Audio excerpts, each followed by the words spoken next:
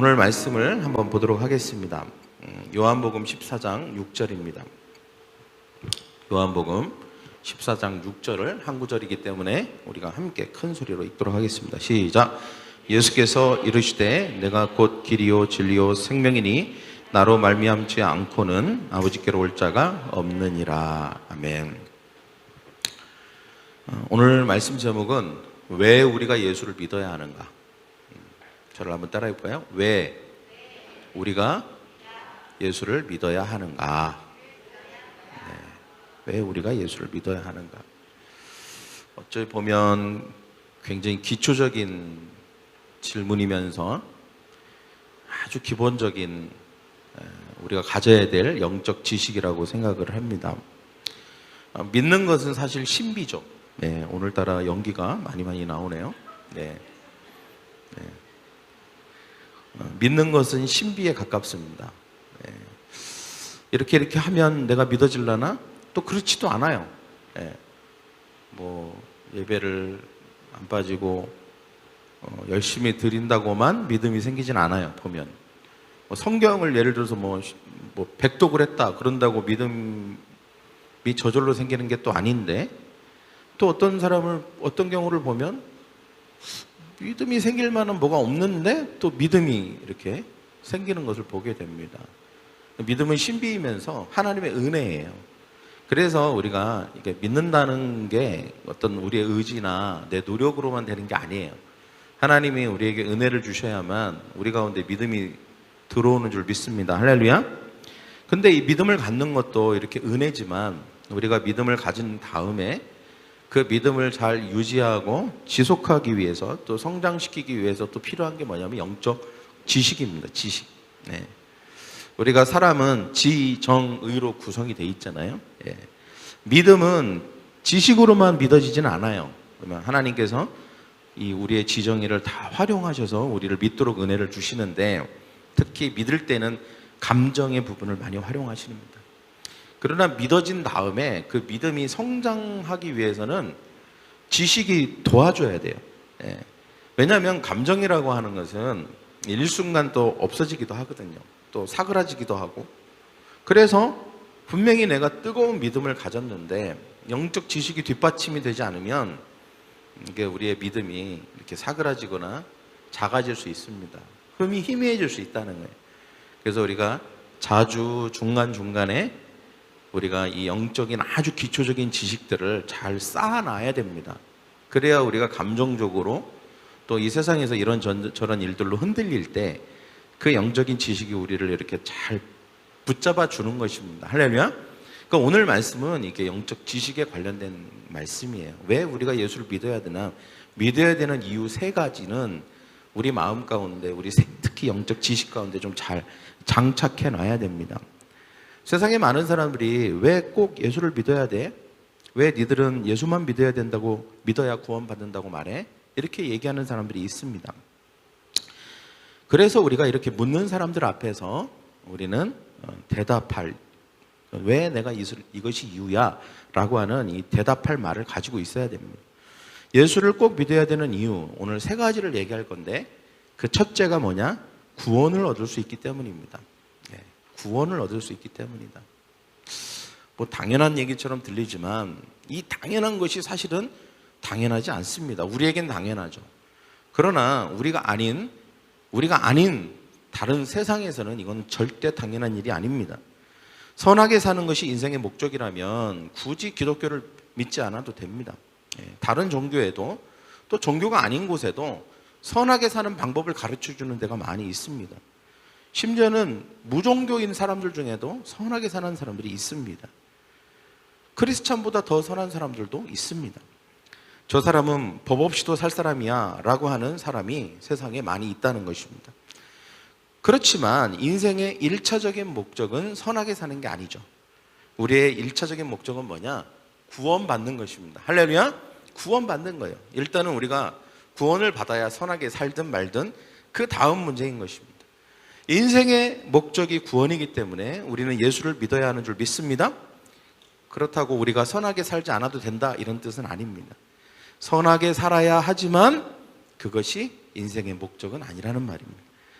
성경은 구원에 대해서 한치의 양보가 없습니다. 이렇게 해도 되지 않을까? 이런 약간의 애매모호한 그런 뉘앙스가 요만큼도 없어요. 아주 단호하게 얘기합니다. 사도행전 4장 12절 말씀 우리 한번 같이 읽겠습니다. 시작. 다른 이름으로서는 구원을 얻을 수 없나니 천하 인간의 구원을 얻을 만한 다른 이름을 우리에게 주신 일이 없음이라. 네, 아주 단호하게 말씀하고 있죠. 오늘 본문도 뭐라고 합니까? 단호하게 나를 통하지 않고서는 하나님께로 올 자가 없다. 있을지도 모르는 이런 게 아니에요. 없다. 분명히 타협의 여지가 하나도 없이 주님께서 말씀하십니다. 아주 못을 꽝꽝꽝 박아버리신 거죠. 구원을 얻는 길은 종교다원주의자들은 뭐라고 얘기합니까? 여러 길이 있다 이렇게 말합니다. 왜 예수만 고집하냐? 이 길도 있고 저 길도 있다. 이것이 종교다원주의자들이 얘기하는 거예요. 이 시대는 종교다원주의의 시대입니다. 이런 얘기를 하는 사람이 너무 많아졌어요. 그리고 예수만 구원이 있다, 예수만 믿어야 구원받는다 라고 하는 것을 되게 독선이라고 공격을 합니다. 아집이라고 공격을 하죠. 그러나 우리가 좀 더 진지하게 바꿔서 생각하면 예수를 구원받은 길로 정해놓으신 것은 하나님의 독선이 아닙니다. 아집이 아니라는 것이죠. 오히려 우리를 위한 하나님의 배려라고 하는 생각이 듭니다. 만약에 한번 생각해 보십시오. 구원받을 길이 복잡하다. 그리고 어렵다. 그리고 너무 선택할 게 많다.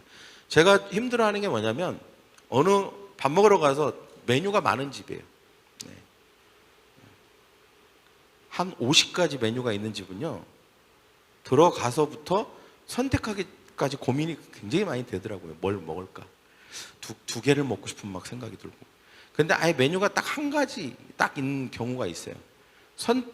고민할 필요가 없습니다. 그거 먹으러 왔으니까 그거 먹으면 돼요. 여러분, 하나님이 우리를 위해서 배려해 주신 거예요. 만약에 구원받을 길이 여러 가지고 방법이 굉장히 복잡하고 그러면 어떻게 사람들이 구원을 받겠어요? 하나님이 우리를 구원해 주시기 위해서 만드신 방법이 바로 이것입니다. 방법을 딱 하나로 정해 놓으신 거예요. 그리고 그 방법을 쉽게 만들어 놓으신 거예요.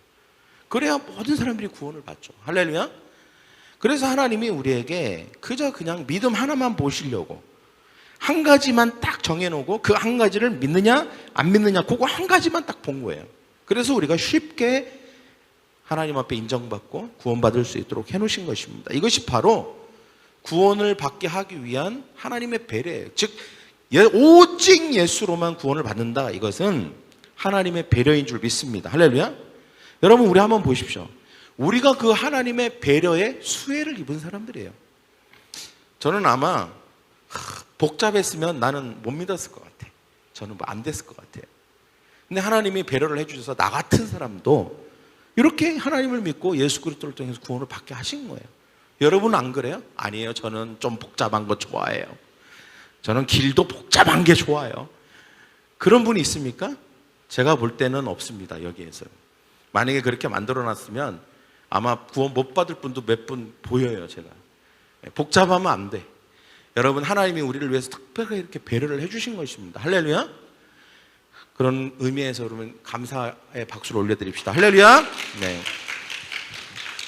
그래서 우리가 이게 예수님을 통해서 구원받을 수 있도록 한 것, 이것이 하나님의 배려다. 또 세상에서 정말 드문 거는, 귀한 것은 드뭅니다. 희소성이 가치가 되기 때문이죠. 적을수록 더 가치가 높아지죠. 세상에 단 2장밖에 없는 우표가 있었어요. 둘 중에 하나를 가진 사람이 막대한 돈을 들여서 나머지 한 장을 구입했습니다. 그리고 모든 사람들이 보는 앞에서 그 한 장을 찢어버렸습니다. 이것을 지켜보던 사람들이 막 비명을 질렀어요. 악! 하고 비명을 질렀습니다. 근데 그 사람이 우표를 찢은 이유가 있었어요. 자신이 가지고 있는 우표를 세상에 단 하나밖에 없는 우표로 만들기 위해서 그렇게 한 것입니다. 찢는 순간 한 장밖에 없는 그 우표가 몇 배의 가치로 뛰어올랐습니다. 가격이 올랐다는 것이죠. 희소할수록 가치가 높아진다는 원리를 알고 있었던 것입니다. 이처럼 구원의 길은 쉽지만, 단순하지만 그렇다고 해서 흔한 게 아닙니다. 흔한 게 아니에요. 흔하지 않습니다. 유일하기 때문에 희소성이 있는 것이죠. 그리고 귀한 것입니다. 단 하나밖에 없는 오직 예수 그리스도를 통해서만 이 구원의 길을 만들어 놓은 것입니다. 그렇기 때문에 구원은 귀한 것입니다. 세상을 보면 천한 것은 흔합니다. 여러 개가 있다 이 말은 소중하지 않다는 것입니다. 하나님은 예수를 통해서 귀하고도 쉬운 구원의 길을 마련하셔서 우리를 향한 하나님의 사랑을 표현하셨습니다.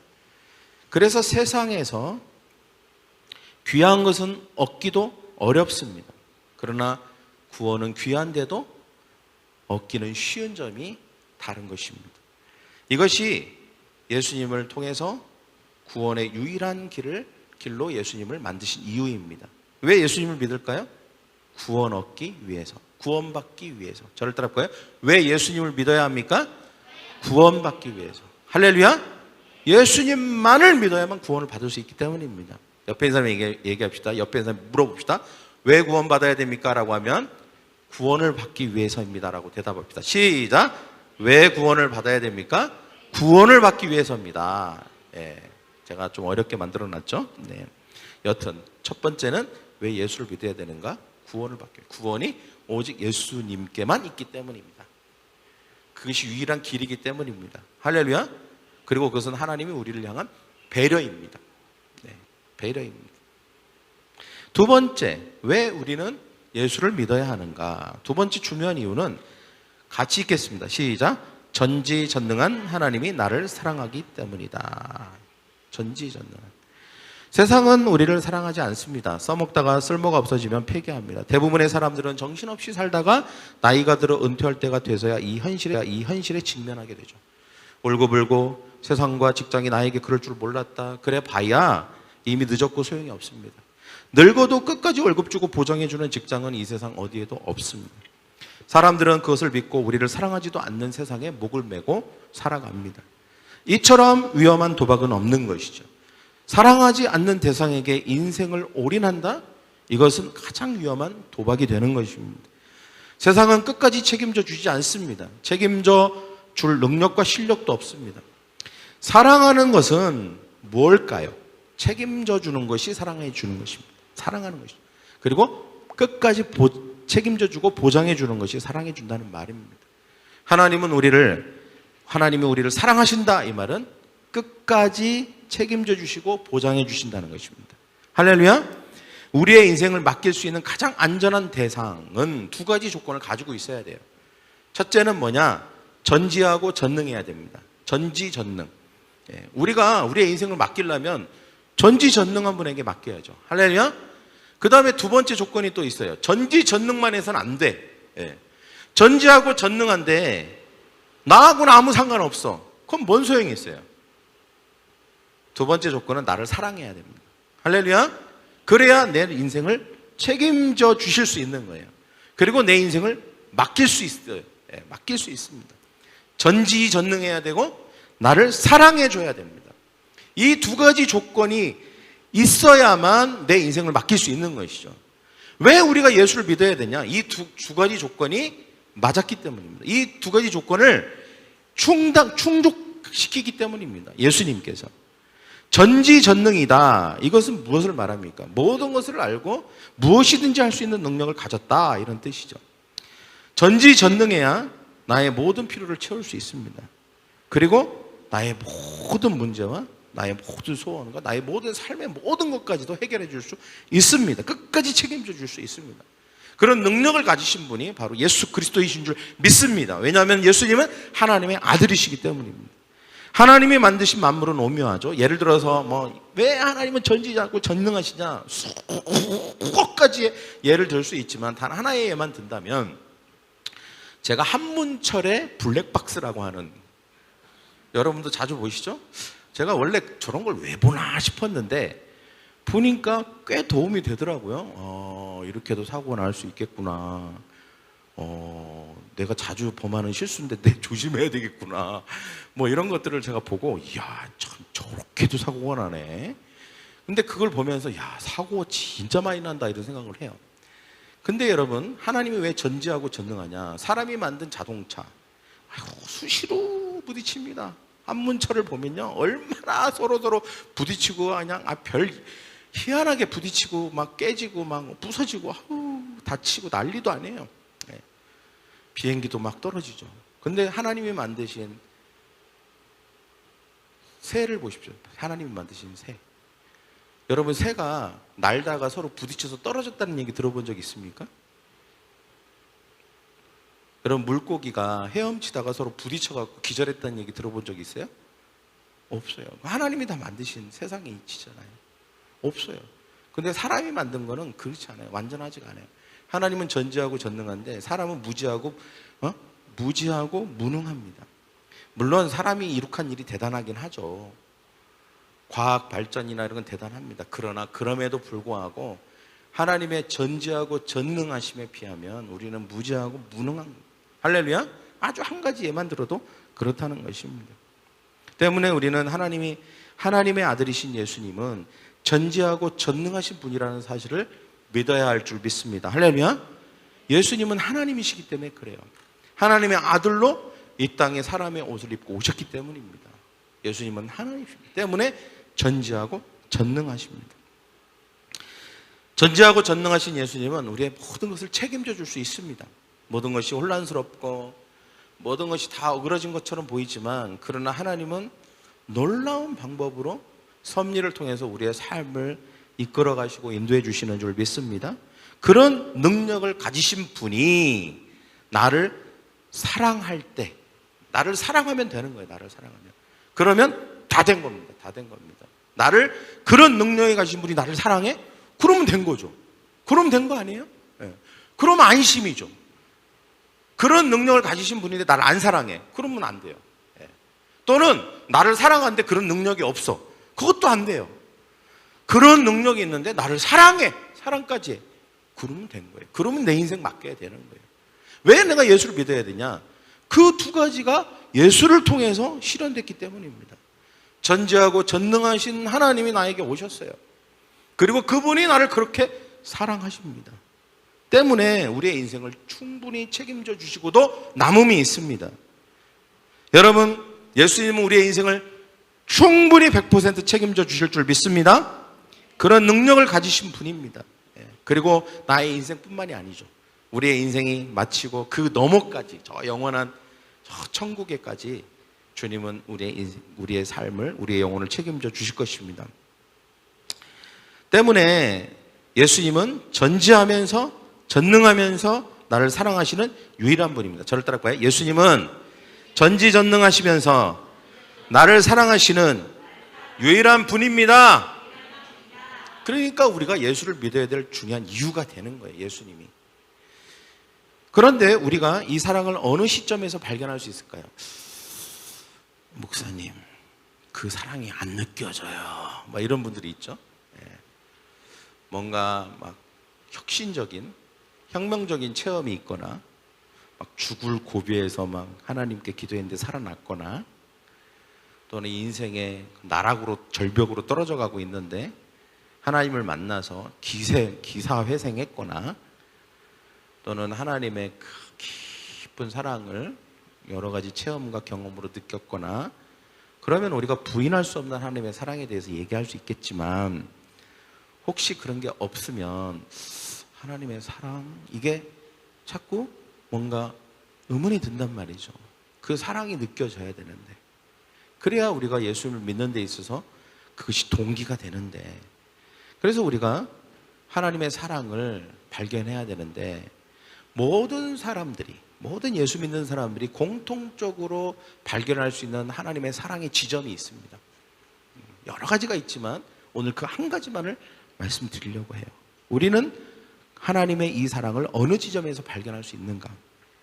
여러분, 믿음이 안 생기는 까닭은 그분의 사랑이 우리의 마음에 닿지 못했기 때문이죠. 인류가 죄를 범한 후에 사람들은 하나님을 아버지로 부른 법을 잊어버렸습니다. 아담과 하와는 하나님을 아버지라고 불렀을 거예요. 분명히. 왜냐하면 자기를 만들었잖아요. 그죠? 손으로 직접 빚었잖아요. 아버지죠, 아버지. 내가 하나님에 의해서 태어났으니까. 하와도 아버지라고 불렀을 거예요. 동산을 거닐면서 대화를 나눌 때 분명히 아빠라고 분명히 했을 거예요. 네, 아빠. 그런데 인류가 죄를 범한 후에는 이 아빠라고 부를 수 없게 된 것입니다. 아빠라고 부를 수 없게 된 것이죠. 그리고 그 아빠라고 부르는 법도 잊어버리게 됐습니다. 왜 그렇습니까? 죄 때문에, 그리고 죄책감 때문에. 여러분, 탕자 이야기를 보면 이것이 잘 나와 있습니다. 탕자의 이야기를 보면 둘째 아들이 유산을 받아갖고 저 먼 나라에 가서 다 탕진하고 하나님 그 아버지 앞에 빈 털터리가 돼서 돌아오잖아요. 그때 이 탕자가 한 말을 보십시오. 탕자가 뭐라고 합니까? 나를 당신의 종으로 삼아 주십시오. 아들이에요. 오래간만에 아빠를 봤는데 아빠라고 못합니다. 아버지라고 못해요. 왜 못합니까? 죄를 졌잖아요. 죄책감이 있잖아요. 아버지라고 하는 말이 안 나오는 거예요. 뭐라고 하냐? 나를 당신의 종으로 삼아 주십시오. 아버지를 그렇게 오래간만에 보고 싶었던 아버지를 봤는데 아버지라고 말할 수 없게 된 것입니다. 이것이 죄의 힘과 결과입니다. 아담의 범죄 후에 어디에서도 하나님을 아버지라고 부르는 사람이 없었어요. 수천 년 동안에. 아버지라고 부르면 사람들은 오히려 이 사람의 못난 모습이에요. 아버지라고 부르면 그것을 신성모독이라고 몰아세워서 오히려 그 사람들을 죽여버렸습니다. 그래서 예수님 시대에 그게 극에 달았어요. 그것이 아버지라고 부를 수 없는 그 비참한 현실이 극에 달았습니다. 그래서 아버지라고 불러 하나님을 너 신성모독 그래갖고 데려다가 죽여버렸어요. 이런 일이 일어났습니다. 그래서 수천 년 동안 하나님 아버지라는 이름이 사라져버렸어요. 수천 년 동안. 여러분, 어느 종교에 신을 아버지라고 부르는 종교가 있습니까? 어느 종교든지 신을 아버지라고 부르는 종교가 있어요. 신을 두려워하죠. 무서워합니다. 그러나 아버지라고 부르지는 않습니다. 네. 그러나 하나님은 우리를 자녀로 만드셨어요. 그리고 아버지라고 부르게 만드셨는데 우리가 그걸 잃어버린 거예요. 그걸 잃어버린 것입니다. 그런데 수천 년이 지난 어느 날 나사렛 출신의 청년 하나가 나타나갖고 하나님을 아버지라고 불러버렸습니다. 사람들이 깜짝 놀랐어요. 네. 기겁을 했습니다. 근데 그분은 어떻게 아버지라고 부를 수 있었죠? 그분에게는 죄가 없었기 때문입니다. 하나님의 아들이니까. 그리고 죄책감이 없었어요. 꺼리낌이 없었어요. 아버지라고 부르지 못할 이유가 하나도 없는 거예요. 예수님에게는. 그분에게 있어 그것은 너무 자연스러운 일인 거예요. 아버지. 그러나 다른 사람은 그렇지 않았어요. 다른 모든 사람들은 아라고 하는 이름의 앞 글자도 표현하지 못했어요. 심지어 구약시대에 보면 뭐라고 합니까? 야훼라고 하잖아요. 하나님이라고 하는 말을 쓰지도 못합니다. 하나님, 아버지, 이거는 쓸 수 없는 이름이에요. 그래서 그거를 다른 식으로 표기를 했어요. 야훼 이런 식으로, 여호와 이런 식으로 표기를 했어요. 이것이 이들의 현실이었고 이들의 현실뿐만 아니라 모든 인류의 현실이에요. 하나님을 아버지라고 부를 수 없어요. 그런 관계가 형성되지, 그런 관계가 끊어졌어요. 모든 관계가 다 끊어졌어요. 하나님 사랑도 영생도 축복도 받을 수 없는 관계가 돼버린 거예요. 그저 그냥 나는 종일 뿐인 거예요. 그런데 예수님이 아버지 하는 거예요. 하나님 아버지. 이거는요, 그 당시로 엄청난 사건입니다. 혁명적인 사건이죠. 그리고 이게 바로 사람들이 예수님을 죽이려고 했던 이유가 되었습니다. 신성모독이라는 거예요. 신성모독. 예수님을 통해서 이제는 그를 믿는 수많은 사람들이 아버지라고 부르는 게 너무 자연스러워졌죠. 저를 한번 따라해볼까요? 하나님 아버지. 여러분, 이게 굉장히 힘드세요? 나 이거 하면 죽을 수도 있는데 이런 막 마음에 고민하면서 할까 말까 하다가 했어요 지금? 아니죠. 제가 그냥 하라니까 너무 쉽게 나왔죠. 여러분, 기도할 때도 하나님 아버지, 또 어떤 분들은 아버지 이렇게 기도하시는 분들이 있더라고. 네. 아버지를 그냥 막 계속 불러. 네. 하나님 아버지. 여러분, 이게 이미 자녀된 구원받은 우리에게는 이게 아무런 꺼리낌이 없는 그저 자연스러운 호칭이지만 이게 결코 당연한 게 아니었다는 거예요. 당연한 게 결코 아니었다는 것입니다. 예수님이 한 번은 제자들이 예수님한테 기도 좀 가르쳐 주세요. 그래, 기도 좀. 예수님이 기도를 하시는데 들어보니까 뭔가 다른 모든 종교 지도자들하고는 기도 내용이 좀 다른 것 같아요. 그리고 예수님이 기도하면 능력이 있어. 하나님께서 막 들어주셔. 그러니까 분명히 예수님의 기도에는 뭔가 굉장한 특별한 게 있다고 생각합니다. 그래서 제자들이 성경에 보면 다른 걸 가르쳐 달라고 한 게 없어요. 딱 한 개만 있어요. 예수님 기도를 가르쳐 주세요. 요거 하나만 부탁을 했어요. 그래서 예수님께서 기도를 가르쳐 주십니다. 근데 이 기도의 첫 문장이 가장 중요해요. 왜 그런 줄 아세요? 하늘에 계신 우리 아버지. 소름 끼치잖아요. 하늘에 계신 우리 아버지. 왜 이게 엄청난 문장이냐면, 내가 아까 뭐라 그랬어요? 그 당시에 어느 누구도, 아니 수천 년 동안 아무도 하나님을 아버지라고 부른 사람이 없었어요. 근데 예수님이 제자들의 기도를 가르쳐 주시는데 아버지라고 부르라고 가르쳐 주신 거예요. 이 말은 세상 사람들을 보면 다 같이 죽자 이 말하고 똑같아요. 야, 아버지라고 부르고 우리 다 사형당하자, 이렇게 들릴 수도 있는 거예요, 부정적으로 들으면. 그러나 하나님이, 예수님이 그렇게 하자고 그걸 가르쳐 주셨겠어요? 야, 나도 아버지라고 부르고 너희들도 아버지라고 부르고 우리 다 같이 사형당하자, 이런 의미로 가르쳐 주셨겠냐고요. 그건 아니죠. 진짜 어떻게 기도해야 되는지에 대해서 가르쳐 주신 거예요. 근데 100% 제가 확신드는 게 있어요. 제자들이 그 기도를 듣고 당연하게 받아들였을까요? 하나님을 아버지라고 부르는 걸? 하나님을 아버지라고 부르면서 기도해야 되는구나, 이렇게 당연하게 받아들이고 당장 가서 기도해야지 이렇게 생각했을까요? 아니면 깜짝 놀라고 경기를 일으키고 기도를 하지 못했을까요? 어떤 걸 것 같아요? 그 당시 분위기로 봐서 못했어요. 하나님을 아버지라고 기도하라고? 막 경기가 나. 왜? 내가 아버지, 하나님 아버지 하면 누가 모르는 사람이 들으면 너 일로 와. 당장 사내들인 재판장으로 끌고 가갖고 이 사람이 신성모독했습니다 그러면 죽거든요. 바로 사형, 칼로 목 잘라. 근데 그 당시만 해도 제자들이 겁쟁이 애들이었는데 그걸 했겠냐고요. 해도 이렇게 했겠죠. 그죠? 해도 아버지라고 부르는 게 여러분 은혜인 줄 믿습니다. 할렐루야. 이게 하나님의 사랑이 우리 가운데 왔다는 거예요.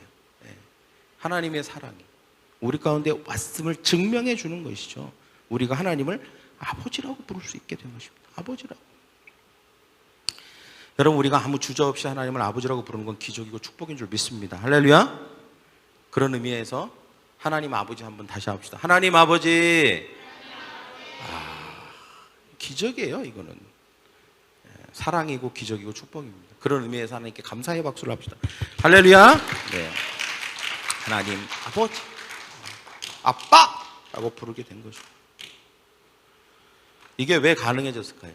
예수님이 십자가에서 죽으셨기 때문입니다.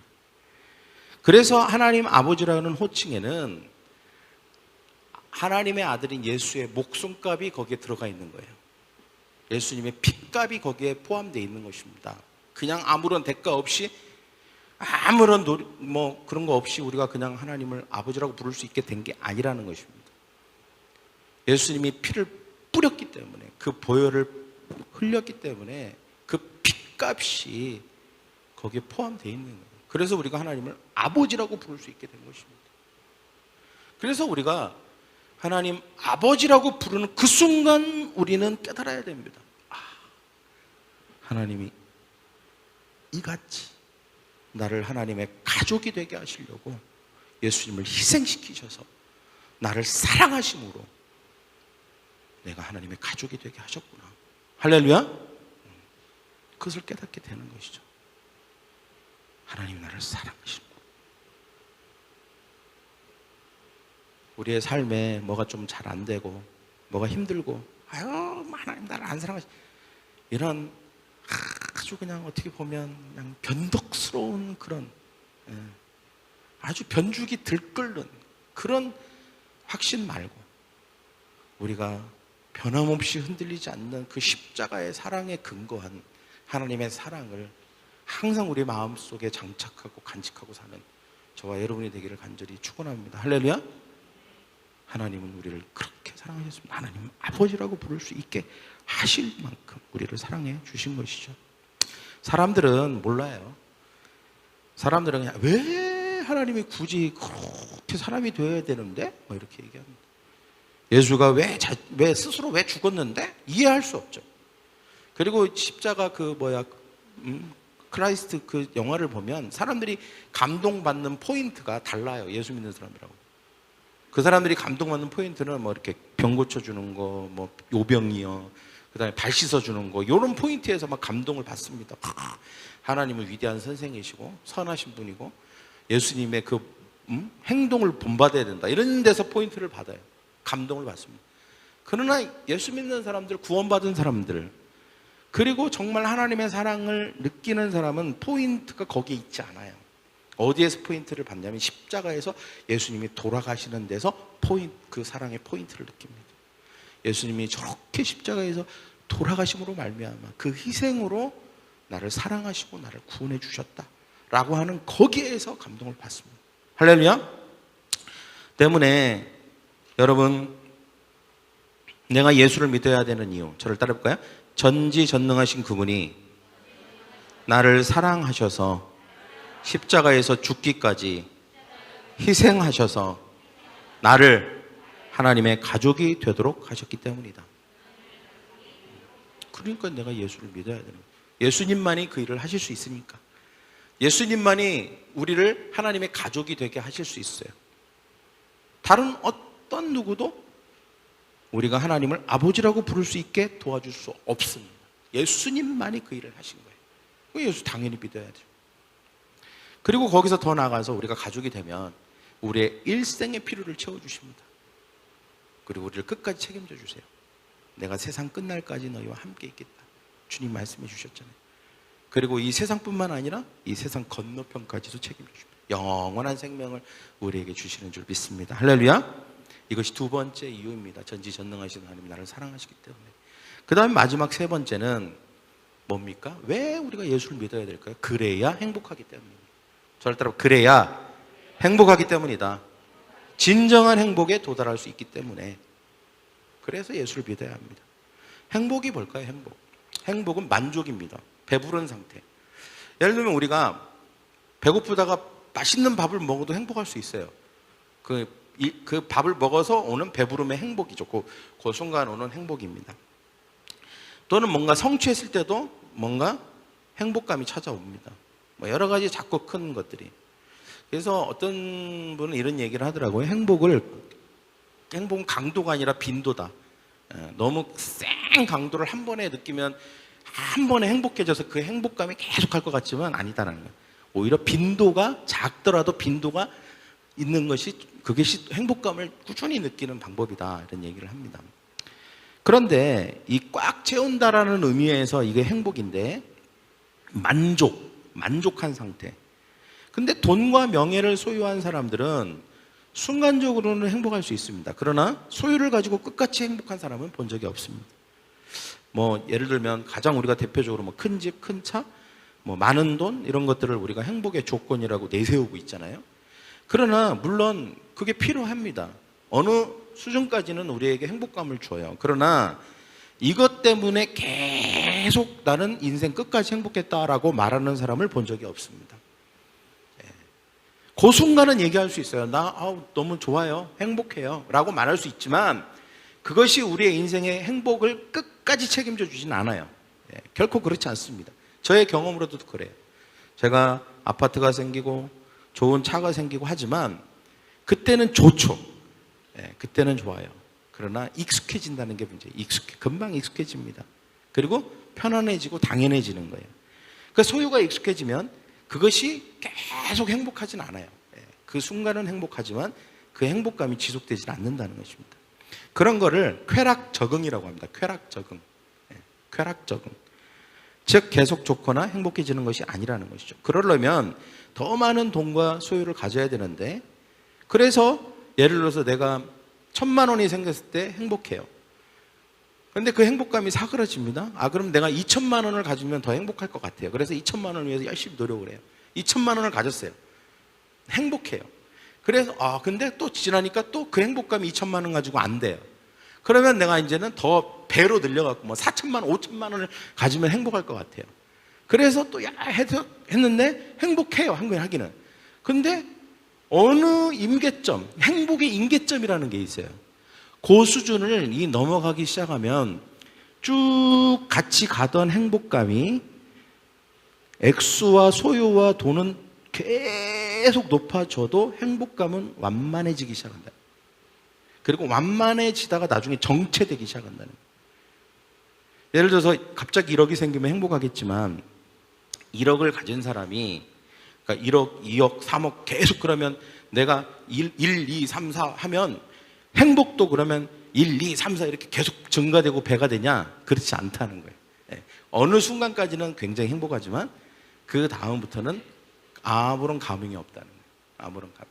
그래서 노벨 경제학상을 받은 딘통 교수라는 사람이 45만 명의 미국인을 데리고 실험을 해봤대요. 사람들이 어느 소득 구간까지는 행복해 하더래요.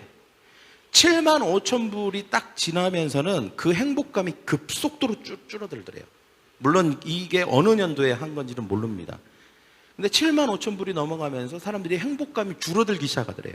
그러더니 아무리 돈을 많이 벌어도 그 다음 구간에서 그 행복감이 동일하게 비례해서 증가하지는 않더라. 그냥 정체되더라. 그게 그들을 행복하게 하는 중요한 요인이 그때부터는 아닌 거예요. 다른 게 필요합니다. 다른 게.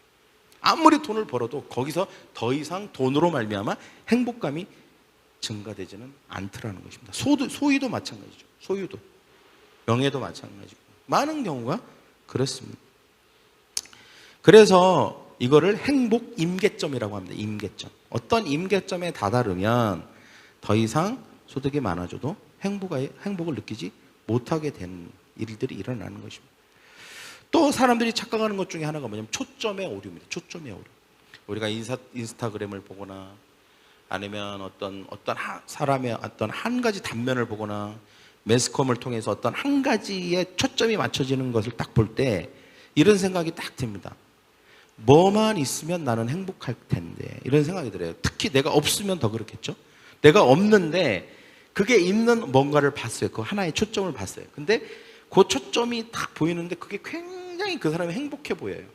그러면 내가 없으니까 나도 저 사람이 가지고 있는 그거 하나를 가지면 나도 저 사람처럼 행복해지려나? 이런 생각을 갖게 됩니다. 그래서 우리가 거기에 초점을 탁 맞추고 어떨 때는 보면 많은 사람들이 거기에다 올인하죠. 모든 걸 다 쏟아붓습니다. 근데 여기에는 초점의 오류라는 게 있어요. 뭐만 있으면, 이것만 되면, 이만큼의 돈만 있으면, 이런 직장에 들어가면, 이 정도의 대우만 받으면, 뭐 이런 게 되면, 뭔가 하나에만 딱 초점을 맞추는 것은 굉장히 위험하다는 거예요. 왜냐? 그 하나만 바라보면서 그것 때문에 행복해질 거라고 생각했지만 그렇진 않다는 거예요. 막상 그것이 돼 보면 그것만으로 행복해지는 것은 아니라는 사실을 깨닫게 됩니다. 진정한 행복은 절대 한 가지로만 이루어지는 게 아닙니다. 그래서 많은 연구에서 증명하는 게 돈이 많아진다고 해서 그에 비례해 행복이 증가하지는 않는다.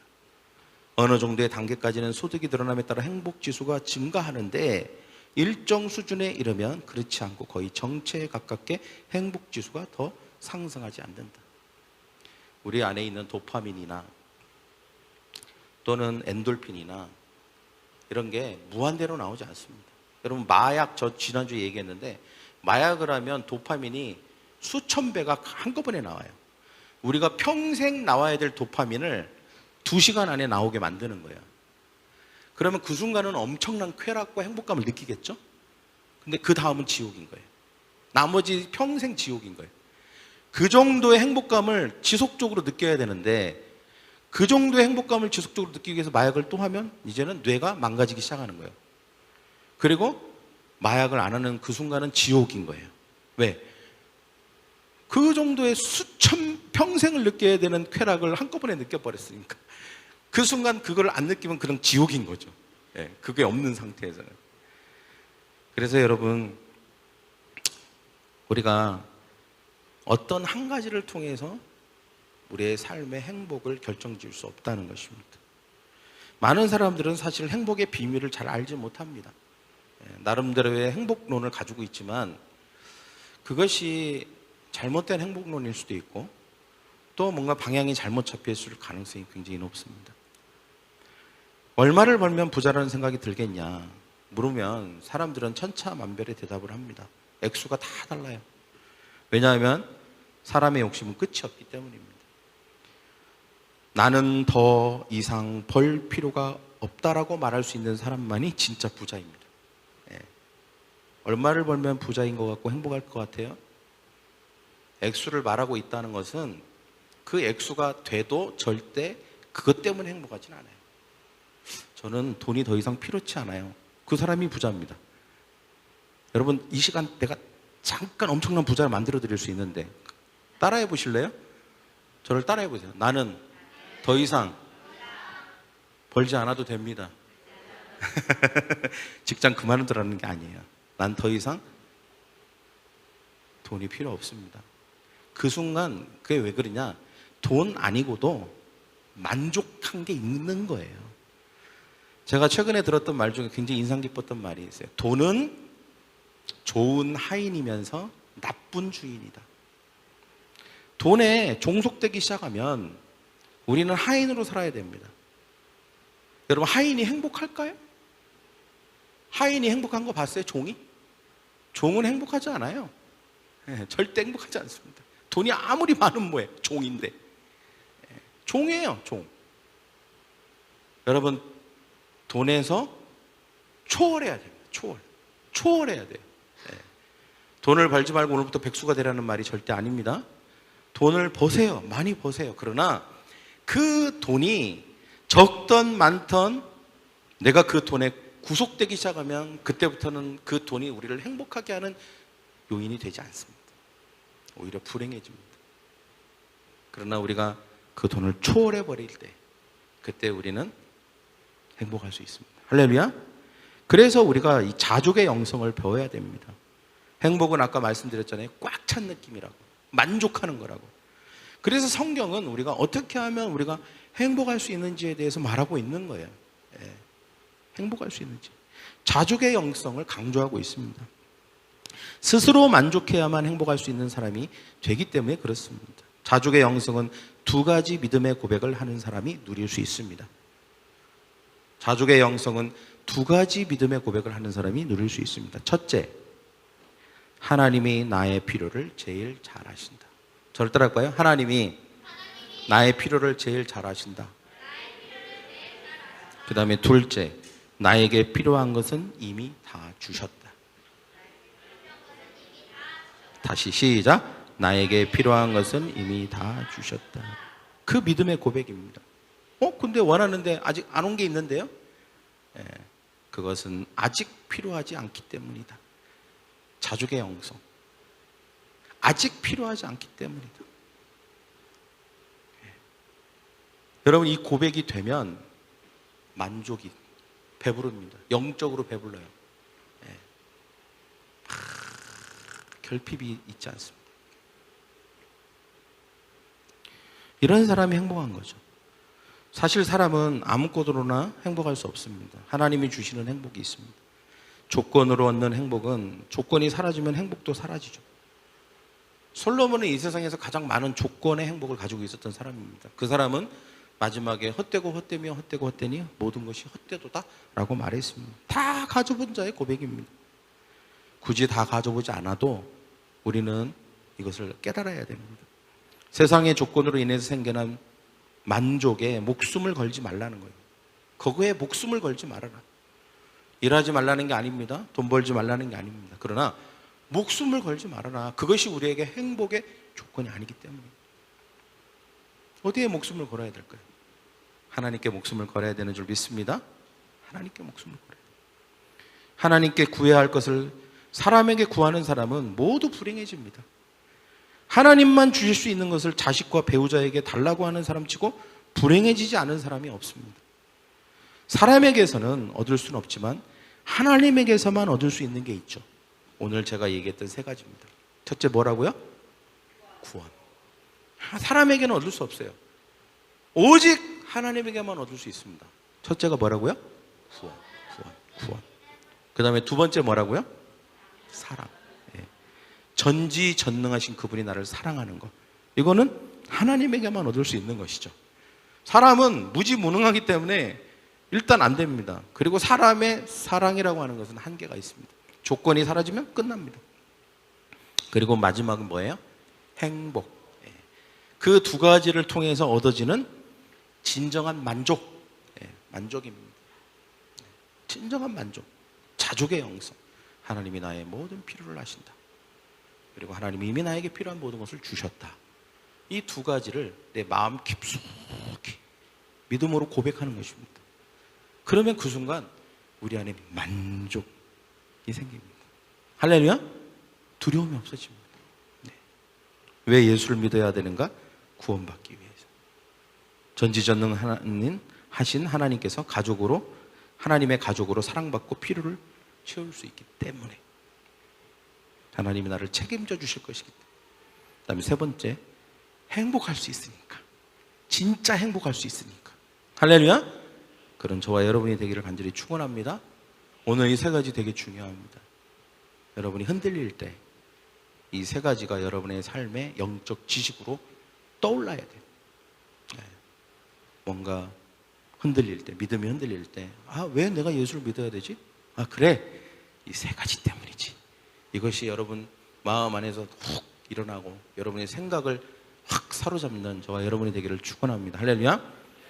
왜 예수 믿어야 합니까? 라고 하면 옆에 사람에게 세 가지를 얘기하십시오. 왜 예수 믿어야 합니까?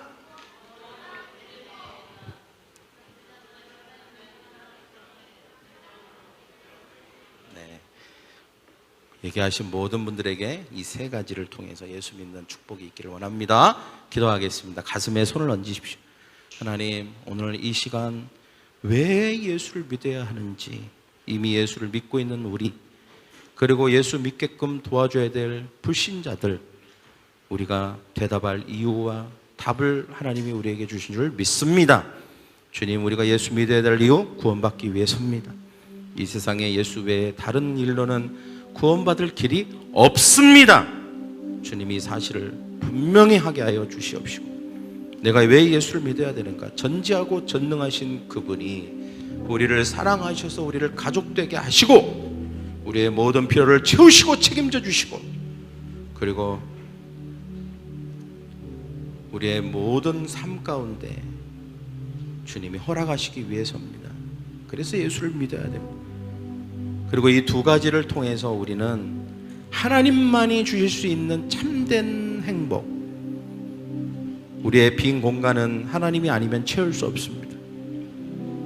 하나님이 우리의 빈 공간을 채우시고 우리의 허전함과 공허함을 채우시고 우리의 만족할 수 없는 그 부분을 채우셔서 우리를 진정한 만족의 길로, 행복의 길로 우리를 이끌어 가실 것입니다. 주님, 이 세상의 어떤 것으로도 우리를 행복하게 할 수 없습니다. 우리가 이 자족의 영성, 믿음의 고백을 하게 하여 주시옵소서. 예수님, 하나님이 나의 필요를 채우신다. 그리고 하나님은 이미 예수 그리스도를 통하여서 나에게 모든 필요한 것을 주셨다 라고 하는 사실을 믿고 자족하며 만족하며 그 안에서 누리며 사는 우리 모든 사람들 되게 하여 주시옵소서. 감사하며 예수 그리스도의 이름으로 기도하옵나이다. 아멘.